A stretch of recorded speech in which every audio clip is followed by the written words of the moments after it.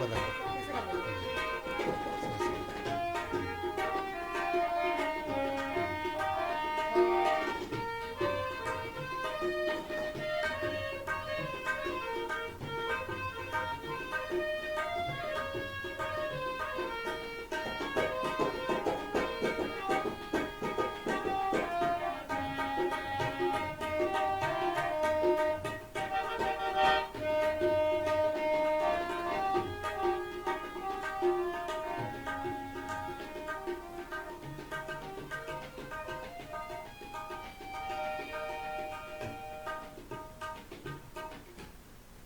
आप सबका Wednesday fellowship worship service में स्वागत है। जितने इस ऑनलाइन सर्विस से जुड़े हुए हैं, परमेश्वर आप सबको बहुत आशीष दे और सदा आपकी अगुवाई करे कि उसके बताए हुए मार्गों पर चलकर उसकी इच्छा को पूरा करें और जीवन में आगे बढ़ते चले जाएं।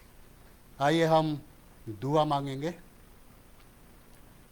हमारे सर्व सामर्थी दयालु पिता परमेश्वर, धन्यवाद के साथ अपने सरों को तेरे सम्मुख झुकाए हुए हैं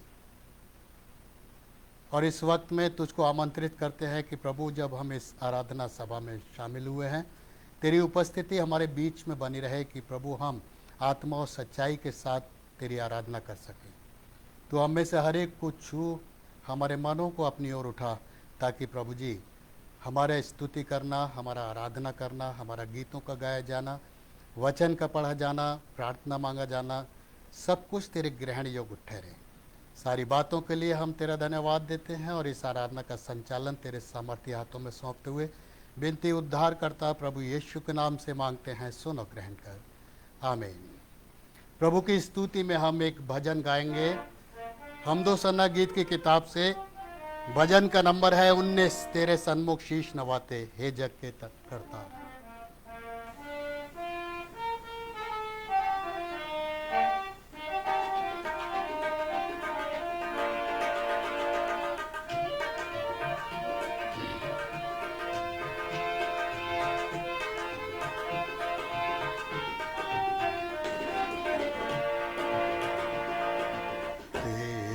सन्मुख शीश नवाते हे जग के करता, तेरे सन्मुख शीश नवाते हे जग के करता।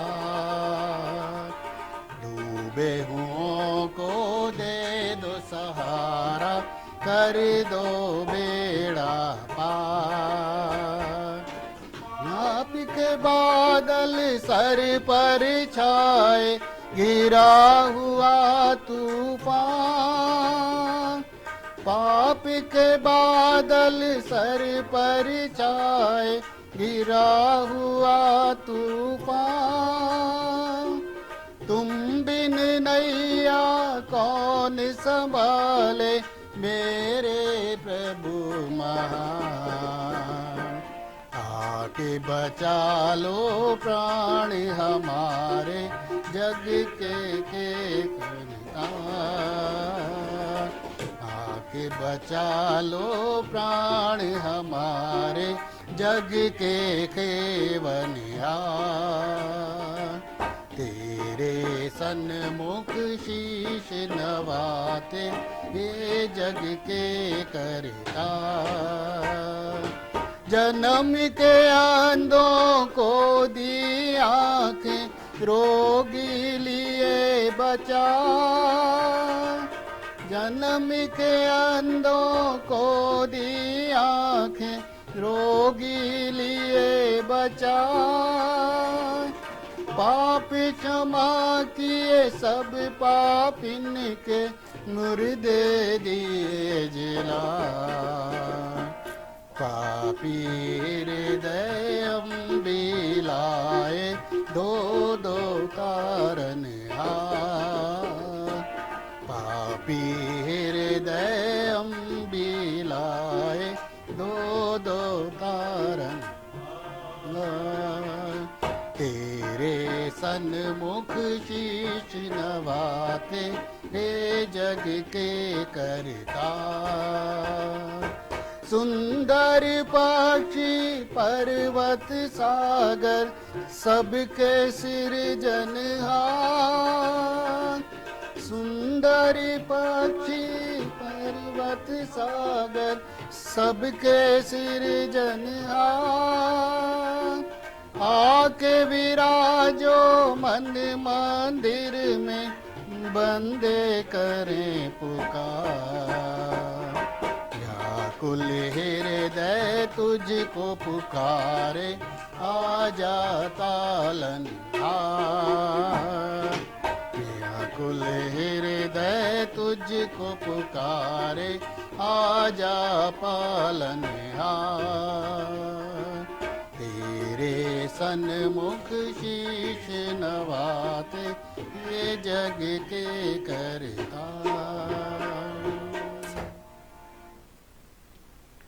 परमेश्वर का धन्यवाद हो कि उसने आज के इस दिन की सुहानी शाम में हमें एक मौका और दिया कि हम उसके चरणों में आकर अपने जीवन की सारी उन बातों को जो हमारे परमेश्वर की दृष्टि में बुरी हैं उंडेल सकें और उसकी सामर्थ्य को पाकर अपने जीवन को उसकी संगति में रहते हुए बिता सकें।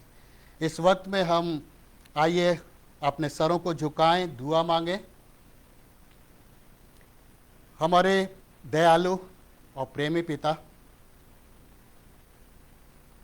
हम तेरा धन्यवाद देते हैं प्रभु कि तूने आज के दिन में दिन भर हमारी सुरक्षा की, हमें संभाला, हमारे जीवन की आवश्यकताओं को पूरा किया और हम पर अपनी दया बनाए रखी। प्रभु हम तेरा धन्यवाद देते हैं प्रभु, क्योंकि तू महान और प्रेमी परमेश्वर है। हम कितने ही संकट में क्यों ना हो और चाहे कितनी ही खुशियों में क्यों ना हो, प्रभु हर पल तेरी नज़रें हम पर लगी रहती हैं। तू नहीं चाहता कि प्रभु हम अपने दुख भरे जीवन में नाश हो जाएं, वरन चाहता है कि हम में से हर एक तेरी सामर्थ्य और तेरी शक्ति और तेरी आशीषों को पाए और अपने जीवन में आगे बढ़ते हुए प्रभु तेरे नाम को महिमा पहुंचा सके। प्रभु जी, तू जो दयालु है, तूने हमसे बड़ा वादा किया है कि हे सब परिश्रम करने वालों और बोझ से दबे हुए लोगों, मेरे पास आओ, मैं तुम्हें विश्राम दूंगा। हाँ प्रभु, तू हमारे सारे दुखों को, सारे रोगों को, सारे पापों को, सारी कमियों को दूर करने के लिए इस संसार में आया कि हम तुझ पर भरोसा रखते हुए, तेरे बलिदान पर भरोसा रखते हुए अपने जीवन को तुझको समर्पित करें और प्रभु तेरी महिमा के लिए बहुतायत से इस्तेमाल हो सके। प्रार्थना करते हैं इस समय में जबकि संसार पीड़ित है, डरा हुआ है, त्राही त्राही मची हुई है हर एक जगह इस बात से कि लोग कोविड-19 की वजह से परेशान हैं। बहुत से ऐसे हैं प्रभु जो इसके कारण इस संसार से चले गए। उन आत्माओं को हम तेरे सामर्थ्य हाथों में सौंपते हैं, स्वीकार कर और प्रभु जी उनके शोकित परिवारों को अपनी शांति से भरपूर कर। जो चंगाई पाए हैं उनके जीवन के लिए हम तेरा धन्यवाद देते हैं और यही विनती करते हैं कि प्रभु आने वाले समय में भी तू उनकी सुरक्षा कर कि प्रभु वो जीवन सच में तेरी महिमा के लिए इस्तेमाल हो। और जो इस समय वास्तव में इस कोरोना वायरस से पीड़ित हैं, उन सब पर भी तू अपनी दया कर और अपने दाहिने हाथ को जो क्रूस पर हमारे लिए छेदा गया, कि उसके लहू की धार जो बहती है वो हमारे पापों को, हमारे रोगों को धो सके। उस हाथ को बढ़ाकर उन्हें छू ले ताकि वो भी चंगाई पाएं और तेरे नाम का धन्यवाद दे सकें। प्रभु प्रार्थना करते हैं उन जीवनों के लिए जिन्होंने अपने आप को इन मरीजों की सेवा के लिए समर्पित किया है। प्रभु उनकी सुरक्षा तेरे हाथों में हो, तेरा सुरक्षा कवच उनके चारों ओर बना रहे, जिससे कि प्रभु बड़ी ईमानदारी वफादारी के साथ जो सेवा तूने उनको सौंपी है उसको अंजाम दे और तेरी मर्जी को पूरा करते हुए प्रभु जी उनकी सेवाओं के द्वारा बहुत से मरीज चंगाई पाएं और वो आशीषित हो सकें। चाहे वो डॉक्टर हो, स्टाफ नर्सेज हों, पैरामेडिकल स्टाफ हो, टेक्नीशियंस हो, सफाई कर्मी हो, शासन प्रशासन के लोग हों या समाज सेवी संस्थाएं हों, उन सबको प्रभु जी हम तेरे सामर्थ्य हाथों में सौंपते हैं। चाहते हैं कि प्रभु तेरा साया सदा उनके ऊपर बना रहे कि तुझ में सुरक्षित रहते हुए वो तेरी आशीषों को पा सके। प्रार्थना करते हैं प्रभु उन तमाम परिवारों के लिए जो आज तक अपने लोगों को खो चुके हैं और प्रभु जी दुखी हैं, गमज़दा हैं, परेशान हैं। हमारी प्रार्थना है तू उनको अपनी अद्भुत शांति से भरपूर कर, जिसका वायदा तूने अपने लोगों से किया है कि मैं तुम्हें शांति दिए जाता हूँ, अपनी शांति तुम्हें देता हूँ, जैसे संसार देता है मैं तुम्हें नहीं देता। हाँ प्रभु, हम इंसान एक दूसरे के दुख में शामिल तो हो सकते हैं, कुछ पल के लिए तसल्ली तो दे सकते हैं, लेकिन आंसुओं का पोंछने वाला परमेश्वर केवल तू ही है। तू हर एक परिवार पर अपनी शांति को उंडेल, ताकि वो भी इस दुख को बर्दाश्त करते हुए अपने जीवन को तुझको समर्पित करें और तेरी महिमा का वो पात्र बने, जिससे कि प्रभु जी बहुत से लोग तुझको जाने, तुझ पर विश्वास करें और तुझको अपना उद्धारकर्ता मान सकें। प्रभु, हम प्रार्थना करते हैं उन लोगों के लिए जो तेरी सेवा में लगे हुए हैं, चाहे वो प्रैक्टिकली तेरी सेवा को अंजाम दे रहे हैं या ऑनलाइन तेरी सेवा को अंजाम दे रहे हैं। प्रभु, तू हर एक को अपनी सामर्थ्य से भरपूर कर और अपनी शक्ति, अपना बल उनको दे, अपनी बुद्धि और समझ दे, ताकि प्रभु जी तेरे वचन के गूढ़ रहस्यों को जानते हुए उनको दूसरों तक पहुंचा सकें, ताकि बहुत से लोग उसके द्वारा आशीषित हो सकें। प्रार्थना करते हैं उनके परिवारों पर तू अपना सामर्थ्य हाथ बनाए रख, उनको आशीषित कर प्रभु, हर एक को सुरक्षित रख। प्रभु, प्रार्थना करते हैं क्राइस्ट मेथोडिस्ट चर्च के लिए, यहाँ के पासेट committee, WSCS, MYF, Sunday school, इन सभी यूनिट्स पर तेरा सामर्थ्य हाथ बना रहे और तेरी कलीसिया तुझ में बढ़ती चली जाए और तेरी आशीषों को पा सके। विशेष प्रार्थना करते हैं प्रभु, कलीसिया के बीच में जो बीमारी के बिस्तर पर हैं उन पर तू अपनी दया कर। Mrs Meenu Julian Macy, mister Sanjay Abraham के लिए हम तुझसे विनती करते हैं खुदावन कि तू अपना सामर्थ्य हाथ उन पर बढ़ा, उन्हें चंगाई दे, शक्ति दे, बल दे, ताकि प्रभु जी आने वाले जीवन में वो भी अपने जीवन से तेरा धन्यवाद दें और तेरी स्तुति और तेरी महिमा करने योग्य हो सकें। प्रभु, प्रार्थना करते हैं मिसेस लवीना सहाय के लिए, जबकि प्रभु तूने आज के दिन में उनके जीवन में एक नया वर्ष और जोड़ा है। बीते समय की सारी कमी घटी को इस नए वर्ष में पूरा करना, आशीषित करना, सुरक्षित रखना, ताकि प्रभु वो अपने जीवन से और अपनी सेवाओं से तेरे नाम को ऊंचा उठा सकें। उन संपूर्ण परिवार पर तू अपनी दया कर। परिवार के बुजुर्गों, जवानों को, सबको तेरी सुरक्षा में देते हैं, ताकि प्रभु तेरे द्वारा सुरक्षित रहते हुए तेरी आशीषों को पा सकें। प्रार्थना करते हैं प्रभु, कलीसिया के बच्चे, जवान, बुजुर्ग, हर एक को तू अपनी सुरक्षा में रख और अपनी महिमा के लिए बहुतायत से इस्तेमाल कर। विनती करते हैं प्रभु, आज के दिन जो भी वचन का बीज तू हमारे बीच में बोना चाहता है प्रभु, उसके लिए तूने अपने दास मिस्टर DV प्रसाद को तैयार किया है। हमारी प्रार्थना है कि तू अपनी आत्मा का अभिषेक उनको दे, ताकि जो भी वचन हमारे बीच में पेश किया जाता है वो हमारे लिए आशीषों का कारण बन सके। अपने दास को अपनी सामर्थ और अपनी शक्ति, अपनी बुद्धि, अपनी समझ से भरपूर कर, ताकि प्रभु जी वचन के उन गूढ़ रहस्यों को वो हमारे बीच में पेश कर सके। प्रभु, हमारी प्रार्थना है उनके परिवार पर भी तू अपनी दया कर। हम प्रार्थना करते हैं प्रभु अपने इन भाई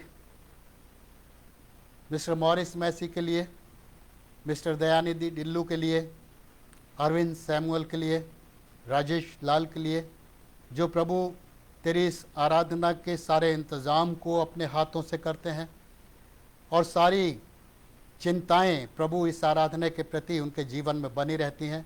हमारी प्रार्थना है प्रभु, उनको आशीषित कर और उनकी हर एक आवश्यकताओं को पूरा कर। विनती करते हैं सैम के लिए, एरन के लिए, जबकि ये दोनों जवान प्रभु आज के इस इंतज़ाम में उन्होंने अपने हाथ को लगाया है और टेक्निकल सारे कामों को अपने हाथों में लिया है। हमारी विनती है प्रभु जी, इन दोनों जवानों को अपनी सामर्थ और अपनी बुद्धि से परिपूर्ण कर, ताकि जिस उद्देश्य के साथ तूने इस संसार में इन्हें भेजा है उस उद्देश्य को हासिल करें और तेरी अगुवाई में रहते हुए अपने जीवन में आगे बढ़ें और प्रभु तेरी महिमा का पात्र बन सकें। आज की संपूर्ण आराधना को प्रभु हम तेरे सामर्थ्य हाथों में देते हुए इस विनती को उद्धार करता प्रभु यीशु के नाम से मांगते हैं, सुनो ग्रहण कर, आमीन। ऐ हमारे बाप, तू जो आसमान पर है, तेरा नाम पाक माना जाए, तेरी बादशाहत आए, तेरी मर्जी जैसे आसमान पर पूरी होती है ज़मीन पर भी पूरी हो। हमारे रोज़ की रोटी आज हमें बख्श दे, जिस तरह हम अपने कसूरवारों को माफ़ करते हैं, तू भी हमारे कसूरों को माफ़ कर। हमें आजमाइश में न पड़ने दे, बल्कि बुराई से बचा, क्योंकि बादशाहत, कुदरत और जलाल हमेशा तेरे ही हैं, आमीन। पवित्र वचन से पढ़ने के लिए निकाल लीजिए मेरे साथ यशाया भविष्यद्वक्ता की पुस्तक और उसका 50वां अध्याय और उसका 10वां पद, बल्कि मैं आपके सामने 10 और 11 दोनों पद पढ़ूंगा। यशाया 50 और उसके 10 और 11 पद को हम यहाँ पढ़ेंगे। तुम में से कौन है जो यहोवा का भय मानता और उसके दास की बातें सुनता है, जो अंधियारे में चलता हो और उसके पास ज्योति ना हो। वो यहोवा के नाम का भरोसा रखे और अपने परमेश्वर पर आशा लगाए रहे। देखो, तुम सब जो आग जलाते और अग्नि बाणों को कमर में बांधते हो, तुम सब अपनी जलाई हुई आग में और अपने जलाए हुए अग्नि बाणों के बीच आप ही चलो।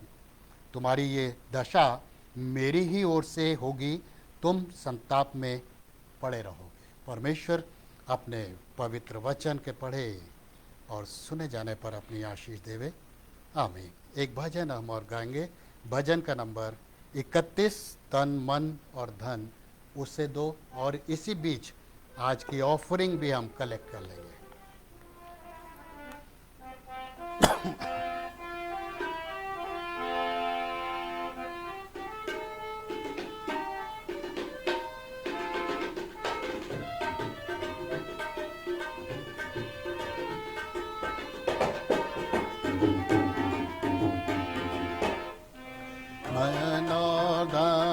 से दो, अपने यीशु को सब कुछ दो, क्योंकि उसी के द्वारा उद्धार बना है, जीती आत्मा का दान उसे दो। तन मन और धन उसे दो, घर यीशु के बनना चाहो, कुछ करके दिखाना होगा। घर यीशु के बनना चाहो, कुछ करके दिखाना होगा। खुद बचना काफी नहीं है, औरों को बचाना होगा। खुद बचना काफी नहीं है, औरों को बचाना होगा। दिल में पहली जगह उसे दो, अपने यीशु को सब कुछ दो, क्योंकि उसी के द्वारा उद्धार बना है, जीती आत्मा का दान उसे दो। तन मन और दान उसे दो, घर यीशु की सेवा करोगे, अपनी आशीष वो तुमको देगा। घर यीशु की सेवा करोगे, अपनी आशीष वो तुमको देगा। हर पापी की सेवा करोगे, हरगिज़ नहीं माफ करेगा। घर पापी की सेवा करोगे, हरगिज़ नहीं माफ करेगा। उसके लहू से दिल धो लो, अपने यीशु को सब कुछ दो, क्योंकि उसी के द्वारा उद्धार पाना है, जीती आत्मा का दान उसे दो। मन और दान उसे दो, यीशु नाम को अपना कहना, जैसे कांटों की राह पे चलना। यीशु नाम को अपना कहना, जैसे कांटों की राह पे चलना, और सच मसीही बनना, संग क्रूस पे उसके मरना। और सच मसीही बनना, संग क्रूस पे उसके मरना। जिंदा रहने की शक्ति लो, अपने यीशु को सब कुछ दो, क्योंकि उसी के द्वारा उद्धार पाना है। जीती आत्मा का दान उसे दो, तन मन और धन उसे दो।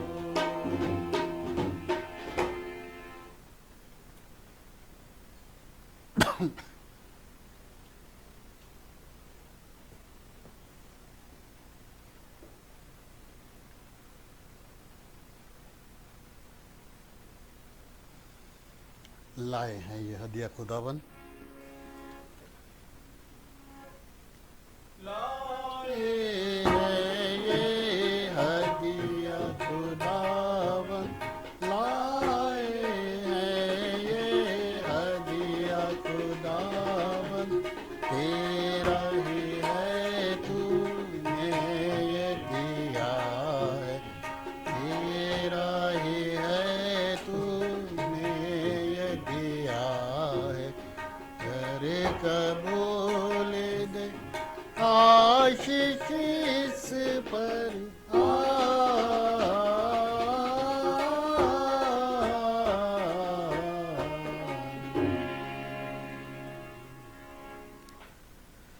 और अब समय होगा कि हम परमेश्वर के सेवक, परमेश्वर के दास, परमेश्वर के बंदे मिस्टर डीवी प्रसाद के द्वारा उस वचन को हासिल करेंगे जो परमेश्वर ने उन्हें दिया है। आइए सब।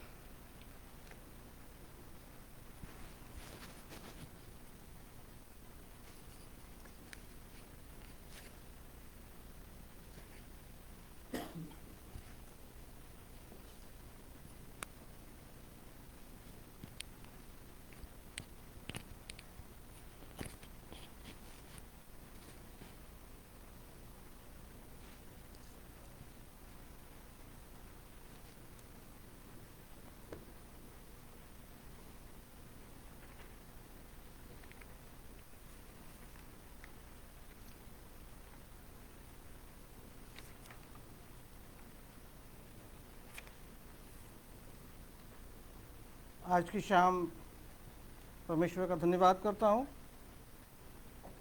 इस सुंदर मौके के लिए कि हम सबों को मिला कि हम सब भाई बहन कुछ एकत्रित होकर आज की बुधवार की आराधना में सम्मिलित हो सके, प्रभु को धन्यवाद कर सके और उसके नाम को महिमा देने वाले हो सके। प्रभु का धन्यवाद हो। धन्यवाद करना चाहूँगा अपने पास्टर इंचार्ज साहब का, रेवरेंड प्रभुनंदा साहब का, पास्टरेट कमेटी का, जो उन्होंने मुझे मौका दिया कि आज की शाम परमेश्वर के वचन से मैं आपके साथ कुछ बातचीत कर सकूं। आइए हम प्रार्थना में अपने स्वरों को झुकाएंगे। प्रभु परमेश्वर, हमारे स्नेही पिता, हम धन्यवाद करते हैं खुदावन कि आपने इस शाम को हमें यहाँ एकत्रित किया है। हम जानते हैं खुदावन, विश्वास करते हैं कि जब हम तेरे नाम से एकत्रित होते हैं प्रभु, तो हमारे बीच में उपस्थित होते हैं। और खुदावन, हम प्रार्थना करते हैं कि जब हम तेरे वचन को समझने की कोशिश करते हैं, जानने की कोशिश करते हैं प्रभु, हम प्रार्थना करते हैं कि अपने आत्मा को हमारे बीच में भेज, ताकि वो हमारे मनों को खोले, हमारी बुद्धि को बढ़ाए, ताकि खुदावन हम ये जान सकें कि तेरा वचन हमसे क्या कहना चाहता है और हमारे जीवन में उसकी क्या उपयोगिता है। मेरे शब्दों को खुदावन नियंत्रण दे, भाषा दे और सामर्थ्य दे खुदावन। प्रभु यीशु के मधुर नाम में होकर मांगते हैं, आमीन।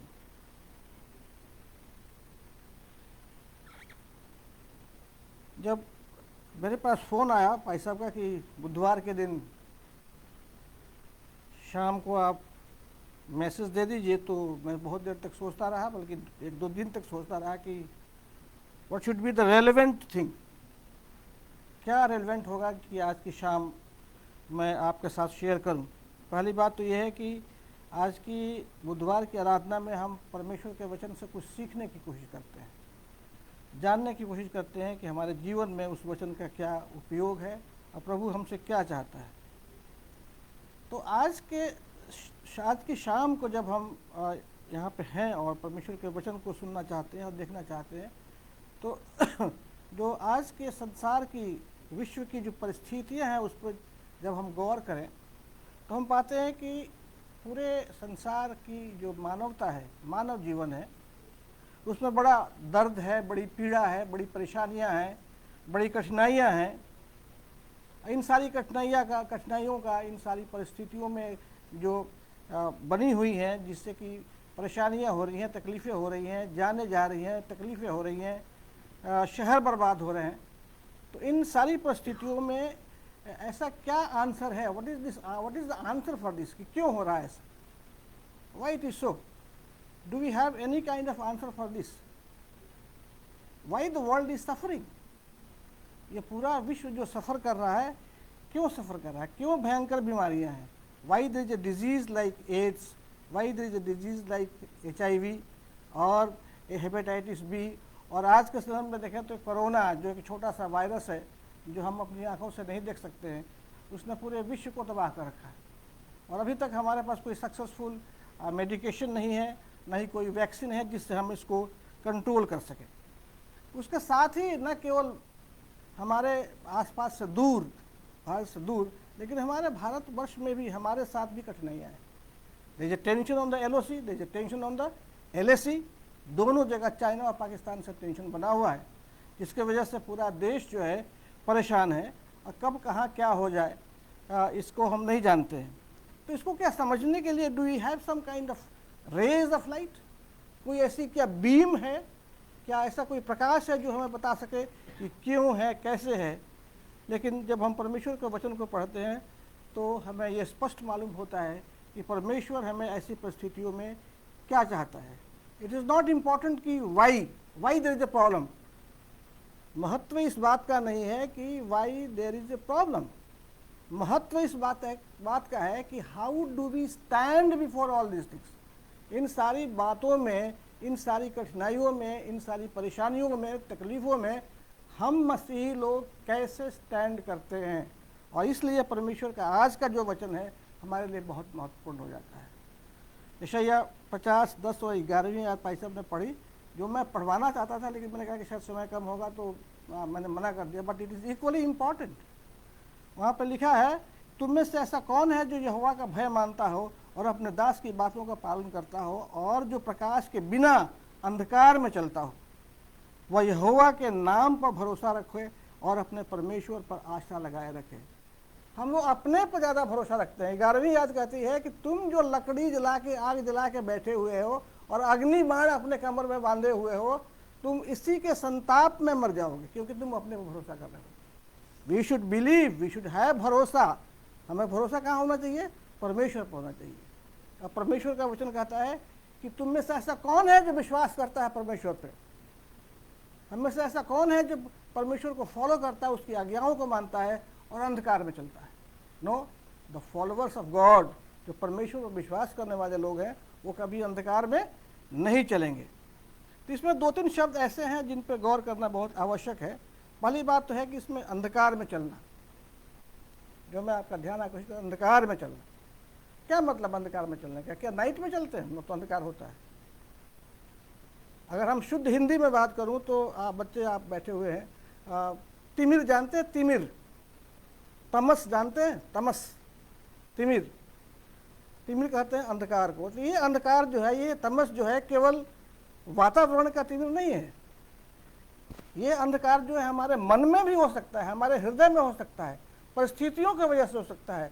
ये परिस्थितियाँ सामाजिक हो सकती हैं, परिस्थितियाँ पॉलिटिकल हो सकती हैं, ये परिस्थितियाँ इकोनॉमिकल हो सकती हैं। There are so many conditions जिसके वजह से घर, परिवार या एक समुदाय पूरा का पूरा या पूरा पूरा राष्ट्र अंधकार में चलना शुरू कर देता है। जो अंधकार को चाहने वाले लोग हैं उनके लिए तो कोई फर्क नहीं पड़ता, क्योंकि उनको समझ में नहीं आता है कि वो अंधकार में चल रहे हैं कि प्रकाश में चल रहे हैं। लेकिन वो जो परमेश्वर पर विश्वास करते हैं उनको मालूम है कि they are having some problem, उनके सामने अंधकार है, चाहे वो इकोनॉमिकल प्रॉब्लम हो, चाहे वो सामाजिक प्रॉब्लम हो, या चाहे पॉलिटिकल प्रॉब्लम हो। तो ये प्रतिकूल परिस्थितियां हैं जो हमारे विकास को, हमारे ग्रोथ को, मानवता के डेवलपमेंट को, उसकी सजगता को, उसकी चेतना को प्रभावित करती है। तब हम कह सकते हैं कि we are walking in the darkness. दूसरी बात ये है वो है कि परमेश्वर का भय, भय मतलब फियर, परमेश्वर का भय। पुराने नियम को हम अगर पढ़ें और देखें तो हमको मालूम पड़ता है कि जो हमारा परमेश्वर है, यहोवा जो है, वो क्रोध करने वाला परमेश्वर है, जलन रखने वाला परमेश्वर है, क्योंकि उसने अपनी एक प्रजा को चुना, बनाया, उसको सजाया, उसको संवारा, और वो चाहता था कि उसकी प्रजा के लोग क्या करें, उसकी आज्ञाओं को माने, उसके मार्गों पर चलने वाले हों, मूर्ति पूजा से अलग रहें, शैतानी मार्ग से दूर रहें, और उसके कार्यों में सहभागी हों, पाप से दूर रहें, अपने को पवित्र रखें, क्योंकि गॉड इज होली। और वो जो उसके पास होते हैं, वो जो उसके पास आना चाहते हैं, they must be also holy. यदि हम परमेश्वर के पास आना चाहते हैं तो we have to be holy, हमें पवित्र होना आवश्यक है, तभी परमेश्वर हमें एक्सेप्ट करता है। तो जब ये बातें नहीं होती हैं, क्योंकि ये परमेश्वर अपेक्षा रखता है, वो चाहता है कि उसके जो लोग हैं, उसकी जो प्रजा है, वो इन सारी बातों को माने, उन बातों पर चले, उसके मार्गों पर चलने वाले हों, मूर्ति पूजा से दूर रहें, आज्ञाओं का पालन करने वाले हों, शैतान के सहभागी न हो, अपने को पवित्र बना के उसके समक्ष प्रस्तुत करें। और जब ऐसा नहीं होता है तो परमेश्वर उनको दंड भी देता है। पुराने नियम को हम पढ़ेंगे तो कई बार ऐसा हुआ कि इस्राएलियों को दंड दिया गया है। लेकिन जब हम नए नियम में आते हैं तो सिनेरियो बदल जाती है, दृश्य बदल जाता है। जब जीसस आता है तो देयर इज अबंडेंस, बहुतायत किसे कहते हैं, abundance of grace, there is abundance of forgiveness, क्षमाशीलता बहुत बढ़ जाती है, अनुग्रह बहुत बढ़ जाता है, परमेश्वर का प्रेम बहुत बढ़ जाता है। लिखा है कि परमेश्वर ने जगत से ऐसा प्रेम किया कि उसने अपना एकलौता पुत्र दे दिया, ताकि जो कोई उस पर विश्वास करे वो नाश न हो परंतु अनंत जीवन पाए। तो सेम गॉड जो जलन करने वाला परमेश्वर था, जो क्रोध करने वाला परमेश्वर था, डिस्ट्रॉय करने वाला परमेश्वर था, वो अनुग्रहकारी हो गया। वो हमारे लिए क्या हो गया, अनुग्रहकारी हो गया, वो बहुत प्रेमी हो गया, वो स्नेही हो गया, क्षमाशील हो गया, और वो यहाँ तक आया कि उसको खोए हुओं को, पापियों को ढूंढने और बचाना शुरू कर दिया, उद्धार करना शुरू किया, उसने बचाने वाला हो गया। मनुष्य जाति के उद्धार के लिए न केवल उसने और सब काम किए, बल्कि उसने क्रूस की मृत्यु भी स्वीकार कर ली और क्रूस पर मरा।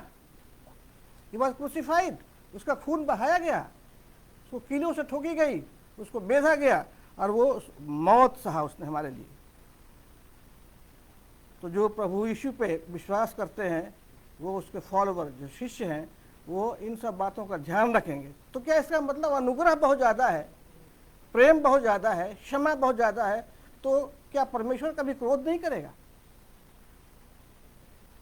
हम इस बात को ना भूलें कि जो परमेश्वर बहुत अनुग्रहकारी है, जो परमेश्वर बहुत प्रेमी है, एक समय आएगा कि अगर हम उसकी आज्ञाओं को नहीं मानते हैं, उसके मार्गों पर नहीं चलते हैं, तो वो हमें नाश करने से नहीं बचा सकता है। One day we are going to be destroyed.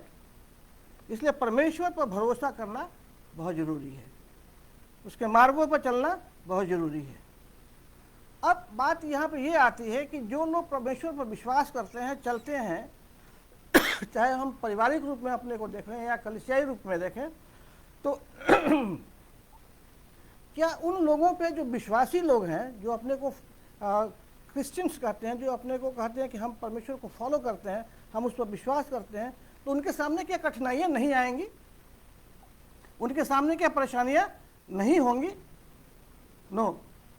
Christianity में जो प्रभु यीशु को जो फॉलो करने वाले लोग हैं, वो ऐसे कोई गारंटी नहीं है कि उनके सामने कोई कठिनाई नहीं होगी, उनके परिवार में कोई दुख या तकलीफ नहीं होगा।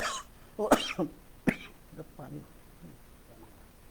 दुख या तकलीफ नहीं होगा, उनके घरों में कोई मृत्यु नहीं होगी, ऐसी कोई गारंटी नहीं है। ये सारी दुनियावी बातें हैं जो कि होनी है और होती रहेंगी। यदि लोगों ने उस पर विश्वास नहीं किया होता, याकूब ने उस पर विश्वास नहीं किया होता, इसहाक ने उस पर विश्वास नहीं किया होता, अब्राहम ने उस पर विश्वास नहीं किया होता, तो क्या वो जो आशीषें थी वो प्राप्त करते? क्या वो धार्मिक गिने जाते? दे वर काउंटेड अमॉन्ग द राइचियस। क्यों? क्योंकि उन्होंने परमेश्वर पर विश्वास किया, भरोसा किया। उसी तरीके से बहुत सारे लोग, मैं बहुत सारे लोगों को नाम ले सकता हूँ, लेकिन मैं अपने को ज़्यादा एक्सटेंड नहीं करना चाहता हूँ।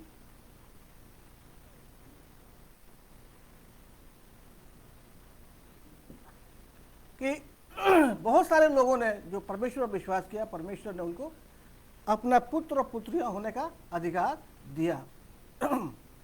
तो दिक्कत क्या है? प्रॉब्लम, समस्या कहाँ है ना? आप लोग, आई डोंट नो कि आप लोग साइंस के स्टूडेंट हैं, दोनों बच्चे या आर्ट्स पढ़ते हैं। There are some natural laws. परमेश्वर ने जब इस धरती की रचना की, इस पूरे यूनिवर्स ब्रह्मांड को बनाया, तो उसने बहुत सारी चीज़ों को स्थिर किया एक फिक्स्ड तौर पे। उसने सूर्य बनाया, चंद्र बनाए, ये सब बहुत सारे प्लैनेट्स बनाए, अर्थ बनाई है, ठीक है। If I go into detail ज़्यादा हो जाए कि डू यू नो कि पृथ्वी कैसे अपने एक्सिस पे घूमती है और उसके चारों तरफ घूमती है सूर्य के, दोनों बातें।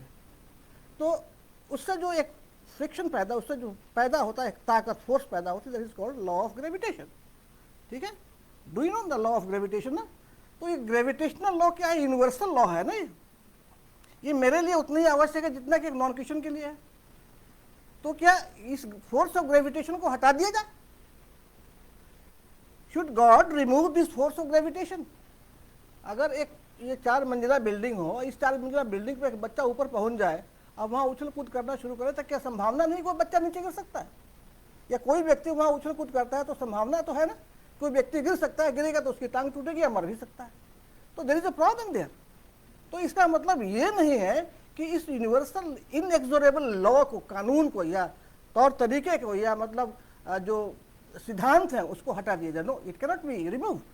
गॉड हैज सेट थिंग्स, परमेश्वर ने उसे बनाया है और वो अपने तरीके से चलती रहेंगी। अगर ग्रेविटेशन नहीं होता तो क्या होता? If the force of gravitation was not there, could you walk? क्या हम चल सकते हैं जैसा आज हम चल रहे हैं? क्या हम पुल बना सकते हैं? क्या हम प्लेन में ट्रेवल कर सकते हैं? It is all because of force of gravitation that we are able to do things, many things. आज बड़े बड़े पुल बनाए जाते हैं ना, मीलों लंबे पुल बनाए जाते हैं। It's all we know about the gravitation. उसी तरीके से समझ लीजिए फायर,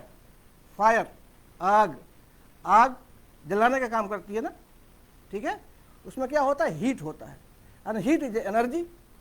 तो क्या फायर होना बंद हो जाए? अगर फायर के काम ना करे तो हीट मिलेगी हमें। Can you produce electricity? हम इलेक्ट्रिसिटी तैयार उससे नहीं कर सकते हैं। लेकिन अगर कहीं बिल्डिंग में आग लग जाती है तो हो सकता है कि 10 लोग 15 लोग उसमें जल जाएं, मर जाएं। आपने देखा होगा कि शहरों में जब स्लम्स में आग लग जाती है तो सैकड़ों झोपड़ियाँ क्या होती हैं? जल जाती हैं, लोग तबाह हो जाते हैं, घर तबाह हो जाते हैं। So fire has disadvantage also, no doubt, but it has got its own advantage. उसका लाभ भी हमें जीवन में मिलता है। उसी तरह से अर्थक्वेक्स हैं, वोल्केनोज हैं। ये जितने अर्थक्वेक्स आते हैं, वोल्केनोज आते हैं, नो डाउट कि इससे विनाश होता है। इसमें कोई शक नहीं है कि इससे परेशानी होती है, लोगों का घर तबाह होता है, जिंदगियां बर्बाद होती है। लेकिन because of these facts the earth, हमारा प्लेनेट हैबिटेट करने के लिए यानी रहने योग्य बनता है, उसमें डेवलपमेंट होता है, अंदर से बहुत सारे खनिज, लवण, जाने क्या क्या चीज़ें बाहर निकलती हैं जिसका उपयोग मानवता करती है और उसका फ़ायदा हमें मिलता है। तो ये इनएक्सोरेबल लॉ जो है यूनिवर्स के, वो बहुत इम्पॉर्टेंट है। दूसरी बात है our fellowship of one another. बहुत सारे लोग हम एक साथ रहते हैं ना, वेब ऑफ सोसाइटी। क्या आप कल्पना कर सकते हैं कि आप अकेले रहना चाहेंगे किसी जंगल में या किसी समुद्र के किनारे जहां कोई ना हो, कुछ ना हो? तो आप अपनी ज़रूरतों को फुलफिल कैसे करेंगे? इसमें कोई शक नहीं है कि समाज में, सोसाइटी में या कहीं और भी स्थान पे कोई एक व्यक्ति कोई फुलिशनेस का काम करता है तो उससे बहुत सारे लोग को परेशानी होती है। आज आप देख रहे हैं जगह जगह हाथरस का केस है, ये केस आज बरेली में भी केस चल रहा है, बड़ा हंगामी हालात है, love jihad and all that. There are so many problems, इस किस्म के समाज में प्रॉब्लम्स होती हैं, लेकिन फिर भी हम एक दूसरे के साथ जुड़े हैं। God has joined us together to help each other, to protect each other. और इसलिए जरूरी है कि हमारा ये जुड़ाव, जो हमारा जो बंधन है सोसाइटी में एक दूसरे के साथ, वो बना रहे। It is the law of God, God has created all this things. तीसरी इंपॉर्टेंट बात जो है जिसमें इसमें कहना चाहूंगा वो है डिवाइन इम्पार्शियलिटी। परमेश्वर की ओर से कोई पार्शियलिटी नहीं होती है। जब बादल उठते हैं तो बादल आपके सिर पे भी होते हैं, एक गरीब के भी सिर पे होते हैं, और एक भिखमंगे के भी सिर पे होते हैं, एक बदमाश के भी सिर पे होता है, और एक राइचियस के भी सिर पे होता है। जब पानी पड़ता है, बरसात बहुत तेज होती है, तो क्या हुआ, जिसने अपना घर बालू पर बनाया था उस पर भी पानी पड़ा, और जिसने अपना घर पत्थर पर बनाया था, चट्टान पर बनाया था, उस पर भी पानी पड़ा। बाढ़ आई, और तो ये बाढ़ का पानी जो था, या पानी का जो फोर्स था, वो बराबर था ना, दोनों पर बराबर था। जो कमजोर घर था गिर गया, जो स्ट्रांग था, जब प्रभु यीशु के सिद्धांतों पर बनाया गया था, जो उसके अनुसार बनाया गया था, वो बना रहा। लेकिन इसके बावजूद भी कभी कभी ऐसा होता है कि बहुत सारी अच्छी चीज़ें तबाह होती हैं और बुरी चीज़ें बनी रहती हैं। एक कहानी में पढ़ा था, उसमें था कि बहुत इंडिया में एक स्थान पर बहुत बारिश हुई, तो क्या हुआ कि एक मिशन कंपाउंड था जिसमें उसके मिशनरी वर्क होता था, बहुत सारे स्कूल पाठशाला ये थे, वो सारा का सारा तबाह हो गया। अब बगल में एक ओपियम डेन था, जहाँ की ओपियम का काम होता था, अफीम का काम होता था, वो बच गया। तो इसके लिए हम क्या कहेंगे, is it act of the God? क्या ये परमेश्वर करता है? No, it is not the act of God. Things do happen, ये चीजें होती हैं, और इसी में हमको स्टैंड होना सीखना है। This is what I said. It's not important कि वाई, क्यों है, इंपॉर्टेंट ये कि how do we stand before all this things, हम कैसे इन सारी परिस्थितियों में खड़े होते हैं। तो मेरे मित्रों, इंपॉर्टेंस इस बात का है कि हम कैसे, किस प्रकार से प्रभु के समक्ष खड़े होते हैं, कितना हम प्रभु की वाचाओं पर, उसके प्रोमिसेस पर हम विश्वास करते हैं। जो विश्वास करने वाले लोग हैं वो कभी भी अंधकार में नहीं चल सकते। देयर में बी मोमेंटरी प्रॉब्लम, कुछ क्षणिक चीजें रहस्य हो सकती हैं, ऐसा लगेगा कि गॉड हैज लेफ्ट यू, हो सकता है कि आपको महसूस हो कि परमेश्वर ने हमें छोड़ दिया है, परमेश्वर इंटरवीन नहीं कर रहा है।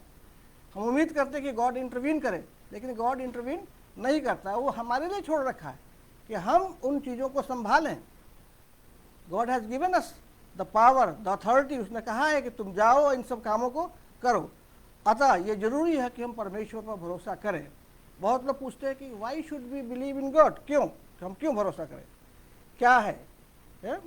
तो अगर हम आगे देखें तो अगर हम यशायाह 25 और उसकी चौथी आयत पढ़ें, यशायाह 25 उसकी चौथी आयत में लिखा है कि वो असहायों का क्या है, रक्षक है।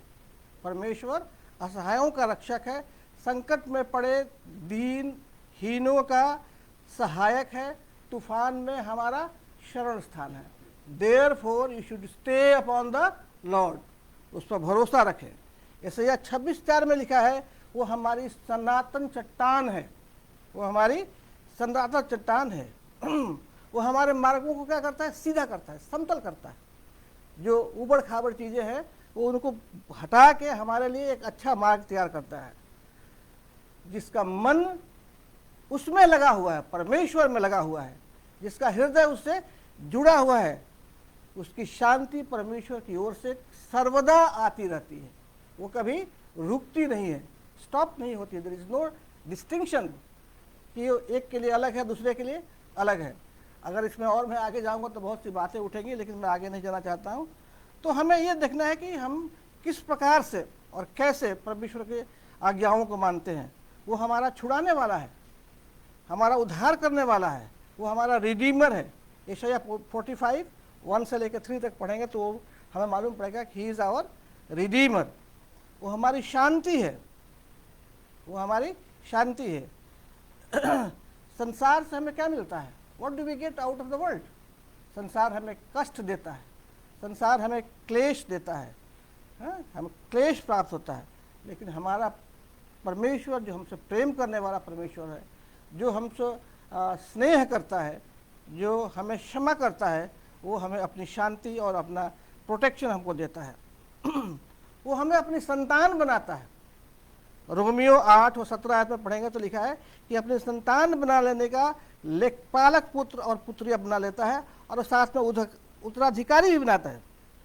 तो जब हम मसीह के लिए काम करते हैं, जब मसीह की सेवा करते हैं, जब परमेश्वर की सेवा करते हैं, उसकी आज्ञाओं को मानते हैं, उसकी नाम की खातिर जब हम सताए जाते हैं, तो परमेश्वर हमें भी ग्लोरीफाई करता है, वो हमें भी महिमा देता है। जैसे उसने महिमा पाई, वो चाहता है कि हम भी उसके साथ महिमा में प्रवेश करें।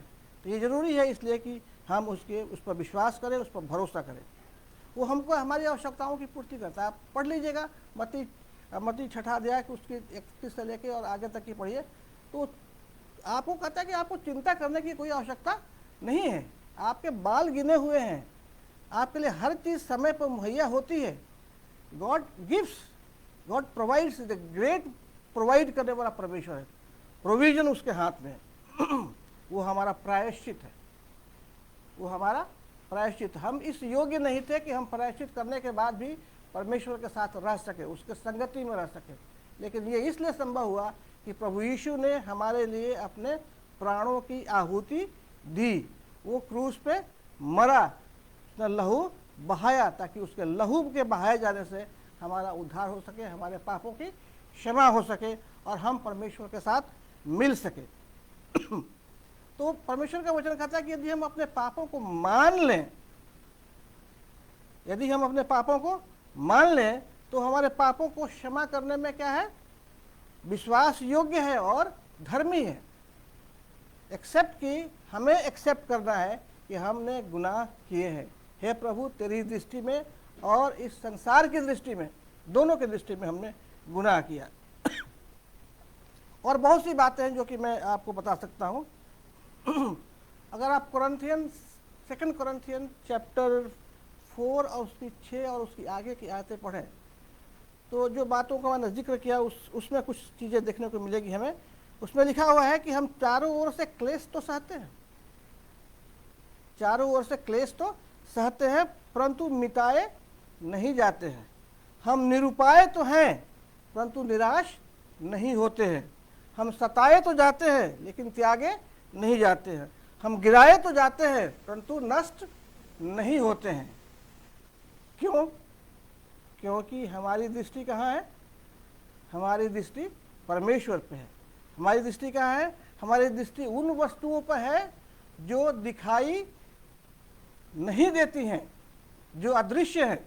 हमारी दृष्टि उन वस्तुओं पर नहीं है जो दिखाई दे रही हैं। सीन इज वर्ल्डली, जो दिखाई दे रहा है वो वर्ल्डली है, संसारिक है, यहाँ का है। लेकिन जो दिखाई नहीं दे रहा है वो एवरलास्टिंग है, इन्फिनाइट है, अनंत है। तो हमारी दृष्टि कहाँ होना चाहिए? उस अनंत पे होनी चाहिए, उस इन्फिनाइट पे होना चाहिए, जो यहाँ परमेश्वर हमको ले जाना चाहता है। तो परमेश्वर चाहता है कि हम अपने देखने की जो कला है, देखने की जो विधियाँ हैं, जो तरीके हैं, उसको बदलें और अपने दृष्टिकोण को बदलें कि हमें कहाँ देखना है, किस पर भरोसा करना है। क्या हम अपनी जलाई हुई लकड़ियों पर विश्वास कर रहे हैं जिससे आग उत्पन्न हो रही है? एक दिन कैसा होगा कि वो आग हमें भी जला देगी। इट इज़ वेरी इंपॉर्टेंट कि हम परमेश्वर पर भरोसा करें और उसकी बातों को मानें। किसी ने लिखा है कि if there is no risk, अगर कोई रिस्क नहीं है, कोई खतरे नहीं है, कोई रिस्क नहीं है, तो कोई फोर्टिट्यूड भी नहीं। फोर्टिट्यूड का मतलब होता है साहस, उत्साह, साहस। तो कोई साहस भी नहीं होगा। कोई चिवेलरी का मतलब होता है वीरता भी नहीं होगी। तो it's very important that we are in the risk, और इस रिस्क से ही हमें क्या मिलता है? साहस मिलता है।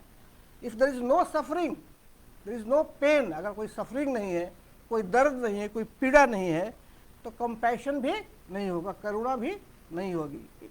सभी सुखी हैं तो किसी की करुणा की जरूरत होगी नहीं। तो इससे जरूरी है कि यहाँ हमें क्या है देखने को मिलता है? There is a suffering, there is a pain, वेदना है, पीड़ा है, तकलीफ है, दर्द है। और इसी वजह से करुणा भी परमेश्वर की हमें मिलती है और मिलती रहेगी। अगर फियर्स टेम्पटेशन ना हो, परीक्षाएं ना हो,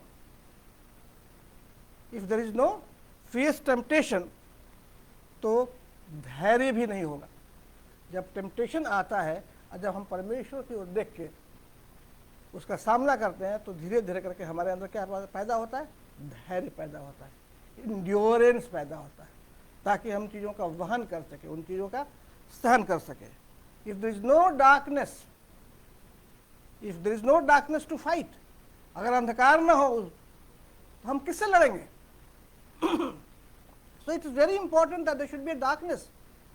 अंधकार होगी तभी तो हम लड़ेंगे, और जब हम लड़ेंगे तो there will be creation of the moral fibres. वो मोरल नैतिकता के जो रेशमी धागे हमारे मानव जीवन में दिखाई देता है, वो तभी आता है जब हम अंधकार से, अंधकार की शक्तियों से, अर्थात शैतान से लड़ने में सक्षम हो जाएं, लड़ने को तैयार हो जाएंगे। दैट विल क्रिएट और दैट विल प्रोड्यूस वर्चूज। आत्मिक गुण पैदा होंगे हमारे अंदर जो परमेश्वर को भाते हैं। वो गुण, आत्मा के गुण जो परमेश्वर को पसंद है, तभी मिलेंगे जब हम इनसे, इस डार्कनेस से, शैतान से लड़ना सीख लें। विक्ट्री तभी मिलती है जब हम लड़ेंगे। जब हम लड़ेंगे ही नहीं, जब हम चुपचाप बैठ जाएंगे, अपने को सरेंडर कर देंगे किसी के सामने, तो विक्ट्री का तो मुंह हम देख नहीं सकते हैं। We have to accept everything. We Christians are made to fight. Christ came to fight. वो आराम करने नहीं आया था, उसका एक दिन भी आराम का दिन नहीं था। एक संस्कृत में श्लोक आता है जो कि हिंदू खास करके सुनाते हैं या बताते हैं, कर्मण्येवाधिकारे मा फलेषु कदाचन। इसका और आगे की मतलब ये है कि कर्म करते रहो लेकिन फल में आसक्ति न हो, तुम फल की आशा मत करना। देखिए, मैं इस बात इसलिए नहीं कर रहा हूँ कि मैं कोई हिंदुइज्म की बात कर रहा हूँ, लेकिन इसमें से हम क्या ले सकते हैं? आई कैन से कि हिंदू लोग, हिंदू पत्रिकाएं क्राइस्ट की बातों को, इस बाइबल की बातों को कैसे अपने तरीके से प्रेजेंट कर रही हैं। One day I am going to show all this things. तो मैं कह रहा हूँ कि क्राइस्ट से बड़ा नॉन आसक्त कह सकते हैं, जिसमें आसक्ति ना हो। उसने 3.5 साल की सर्विस में अपनी, जो उसने अपनी मिनिस्ट्री, 3.5 साल की मिनिस्ट्री करी, उसने क्या कोई काम ऐसा किया जो अपने लिए किया हो? उसने जो अपने लिए किया हो, जो अपने फायदे के लिए किया हो? जो कुछ भी कर रहा था किस लिए कर रहा था? पूरी मानव जाति के लिए कर रहा था। चाहे वो किसी की कोढ़ी को चंगा कर रहा हो, या लंगड़े को चंगा कर रहा हो, या किसी के पाप क्षमा कर रहा हो, या क्रूस पर चढ़ के अपने प्राण दे रहा हो, किसके लिए किया? It is all for the humanity. तो उससे बड़ा व्यक्ति मैं नहीं मानता हूं एज ए मैन, जो कि इस बात का ध्यान रख के काम नहीं करता हो, जो कि हमको उसको फल की प्राप्ति की आशा से काम नहीं करता। तो उससे बड़ा योगी कोई नहीं हो सकता, उससे बड़ा कोई धार्मिक नहीं हो सकता, क्योंकि वो परमेश्वर की ओर से था। और परमेश्वर ने अपनी शक्तियां देके उसको भेजा था ताकि वो हमारे बीच में रह के उन सारी बातों को जो परमेश्वर को दिखाता है, जो रिवील्स द गॉड, जो परमेश्वर के बारे में बताता है, उन सारी बातों को उसने हम पे प्रकट किया। तो ये सबसे बड़ी बात है कि हम इसलिए उस पर भरोसा करें। इसलिए जब हम भरोसा करेंगे तो हम कभी भी अंधकार में नहीं चलेंगे। तो हमारी भक्ति कैसी है? क्या हम होठों से गीत गाते हैं, मुंह से आवाज़ निकालते हैं, या हम रूह और सच्चाई के साथ, आत्मा के साथ परमेश्वर की आराधना करते हैं, उसको धन्यवाद और स्तुति की भेंटें देते हैं? इट्स वेरी इंपॉर्टेंट कि उसके चाहने वाले कैसे आराधना करें? रूह और सच्चाई के साथ करें। होठों से नहीं, मुंह से नहीं, हाथों से नहीं, लेकिन हृदय से। जब हृदय से सच्चाई के साथ हम प्रभु को धन्यवाद देते हैं, सच्चाई के साथ प्रभु को हम भरोसा करके चलते हैं, तो परमेश्वर हमारे मार्गों को क्या करता है? सीधा करता है। भजन संहिता 112 और 4वीं आयत में कहता है कि सीधे लोगों का मार्ग हमेशा प्रकाशित रहेगा, चमकता रहेगा, वो कभी अंधकार में नहीं चलेगा। तो परमेश्वर आप सबों को आशीष दे और ताकत दे, सामर्थ्य दे, ताकि हम इस बात को जान सकें और पहचान सकें कि what God wants from us. Thank you.